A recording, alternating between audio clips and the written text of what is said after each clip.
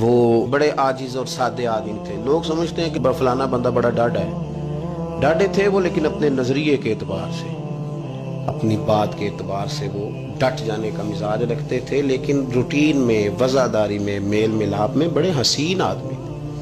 یعنی ایک لفظ وہ بولتے تھے جب کسی سے ملتے تھے. مجھ سے ملاقات ہوتی تو میں نے دیکھا جیسے ہی ان کے کمرے میں داخل ہوئے تو وہ کہتے تھے بلے بلے، پیر جی بلے بلے، مولانا بلے بلے. کوئی طالب علم آتا تو اسے کہتے. یہ روٹین میں وہ ملنے والوں سے یہ لفظ بولتے تھے. بڑی شاندار زندگی گزاری، بڑی وزادار زندگی گزاری، اور دیندار لوگوں کا انہوں نے قد اونچا کیا.